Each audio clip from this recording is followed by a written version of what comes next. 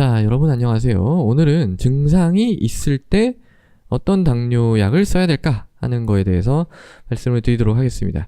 그러니까 제가 이제 당뇨 진단받고 처음 이제 진단받을 때는 어떤 약을 쓴다고 했죠? 처음 진단받고 약을 쓰기로 이제 한 경우에 보통은 메폴민을 쓴다고 했죠? 네, 메폴민 못 쓰는 경우에 대해서도 설명을 드렸고요. 그런데 처음 진단받았다고 할지라도 메폴민이 아닌 경우가 있어요. 이게 이제 어떤 경우냐면은 이게 처음 이제 당뇨라고 해가지고 이렇게 왔는데 찍어보면은 혈당이 막 하이 이렇게 나오는 거예요. 하이. 그러니까 이거는 하이면은 이게 혈당계에서 측정할 수 있는 그런 레벨을 벗어났다라는 거죠. 엄청 높은 겁니다. 아니면 뭐 300, 뭐 50, 뭐 이렇게 이제 나오거나. 그래 그런 경우에 환자분을 딱 뵈면은 어떤 경우가 있냐면 딱 보기에 환자분이 약간 탈수되어 보이는 그런 경우가 많아요. 탈수가 돼 봅니다. 그러니까 혀 내밀어보면 혀 막 바짝 말라 있고, 그래서 이제 자꾸 갈증 나시냐고 물어보면 자꾸 갈증 난다고 해서 갈증 나서 계속 물 마신다고 그러고, 근데 체중은 좀 빠져 있고, 이게 이제 증상이라고, 여기서 이제 증상이라고 하는 거는 체중 감소를 얘기를 하는 거예요. 체중이 이제 빠졌다라는 걸 얘기를 하는 겁니다. 그래서 이제 소변 검사를 딱 해보면 아니나 다를까 소변에 뭐가 나와요? 케톤이 나오는 겁니다. 예. 그러니까 이런 상황은 이제 어떤 상황이냐면요, 우리 몸에 카타볼리즘이 일어나는 상황이에요. 카타볼리즘. 이게 이제 우리나라 말로, 한국말로 이화작용입니다. 이화작용. 그러니까 몸이 분해되는 거예요. 몸에 있는 여러 가지 요소들이 이렇게 분해돼서 없어지는 중이다 라는 뜻입니다. 그냥 말만 들어도 되게 위험하죠. 그러니까 이게 이제 인슐린이 부족하다 보니까 인슐린이라는 거는 우리 몸에서 포도당을 이용하게 해주는, 포도당을 세포에서 이용하게 해주는 역할을 하는 거예요. 기본적으로. 그러니까 세포가, 우리 몸은 세포로 다 이루어져 있죠. 세포가 일을 하려 그러면은 포도당이 필요하잖아요. 포도당을 분해해서 에너지를 만들어내서 이 세포가 여러 가지 일을 하는 건데, 인슐린이 극도로 부족하다 보니까 이 포도당이 세포 안으로 들어가지를 못해서 세포가 일을 못하는 상황입니다. 그러면 이제 어떻게 생각하냐면 큰일 났다. 지금 이 포도당이 없어서 우리가 일을 못하니까 다른 거를 분해해서 포도당을 만들자 이렇게 되는 겁니다. 그래서 우리 몸 세포 안에 있는 여러 가지 단백질이라든지 뭐 탄수화물, 지방 뭐든 상관없어요. 다 일단 때려 부셔가지고 포도당을 만드는 그런 작용이 일어나고 있는 겁니다. 그런 과정 중에서 나오는 부산물이 바로 케톤이에요. 그러니까 케톤이 막 소변에 막 나오는 거죠. 피에 있는 케톤이 이제 소변 걸러져가지고 소변에 막 케톤이 나오는 겁니다. 자, 이게 이제 정말 더 심해지면은 어떤 게 생기냐면 당뇨병성 케톤 산증이라고 하는 게 생깁니다. 이게 굉장히 위험한 상황이죠. 제가 이거에 대해서도 한번 영상을 만든 적이 있으니까 궁금하시면 한번 보시고요.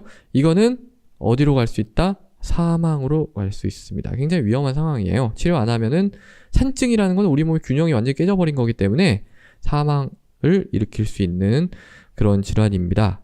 그래서 이런 증상이 있을 때, 이거는 이제 사실은 이런 분들은 당뇨병성 케톤산증으로 가기 직전, 그런 경우에 이제 뭔가 몸이 너무 이상하니까 병원에 죽어도 안 가다가 갑자기 이제 정말 이제 본인이 느낀 거죠. 뭔가 이거는 아니다 싶어서 이제 병원에 오신 분들입니다.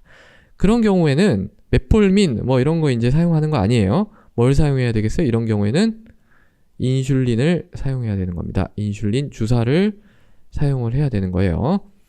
왜냐하면 근본적인 원인이 인슐린의 극도의 부족에 의해서 생겼기 때문에 이거는 인슐린으로 치료를 해서 일단 급한 위기를 넘기는 것이 맞습니다.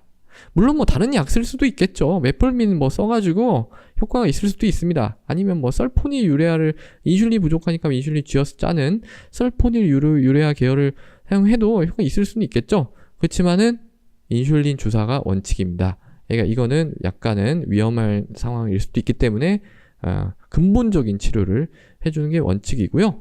저는 이제 개인 병원에 있기 때문에 그런 이제 이런 치료를 해야 되는 경우에는 저희 병원에서 하지 않습니다. 3차 의료기관으로 리퍼 보내드리죠. 환자분들을. 저희 병원에 뭐 인슐린이 없어서 그러냐? 그거 아닙니다. 뭐가 필요하냐면 이런 분들 같은 경우에는 굉장히 오랫동안 이제 뭐 당뇨가 있어 왔는데 전혀 인지가 안 되고 생활습관 교정도 전혀 안 돼 있고 뭐 여러 가지 교육, 당뇨에 대한 그런 지식도 전혀 없을 가능성이 높기 때문에 일단 교육이 중요합니다. 일단 교육이 중요하고 또 인슐린을 쓰게 되면 뭘 잘 모니터링 해야 되냐면 저혈당을 잘 모니터링 해야 되거든요. 근데 이제 그런 것들이 3차 의료기관에서는 어떤 당뇨에 대한 교육이라든지 저혈당에 대한 교육이라든지 인슐린 또 사용하는 방법에 대한 교육이라든지 이런 것들이 시스템이 잘 돼 있습니다. 제가 뭐 물론 교육을 열심히 하지만 뭐 개인 병원에서는 물론 한계가 있죠. 그리고 또 우리나라 환자분들 같은 경우에는 개인 병원에서 뭔가 해결되면 이 상황이 별로 심각하지 않다라고 생각하는 경우도 굉장히 많아요. 그래서 물론 뭐 저도 이제 이런 경우에 치료를 제가 마음 먹고 하면은 할 수 있겠죠. 지금 또 약간 비수기입니다. 환자 별로 없어요.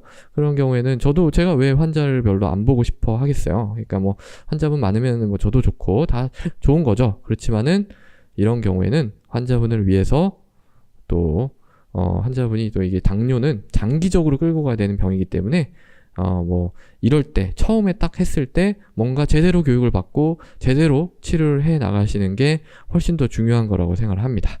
그래서 그런 경우에는 인슐린 주사를 하는 것이 원칙이다 라고 이제 말씀을 드리고 기본적인 당뇨에 대한 설명을 드린 후에 3차 의료기관에 꼭 방문을 하시도록 신신당부를 하고 이제 환자를 보내드리고 이제 이런 경우가 되겠습니다. 자, 그래서 증상이 있을 때는 아무리 처음 진단받았다고 해도 무조건 메폴민 쓰는 게 아니고 이런 심각한 상황일 수도 있기 때문에 인슐린 주사를 맞아야 되는 그런 경우도 있다라는 측면에 대해서 설명을 드렸습니다. 감사합니다.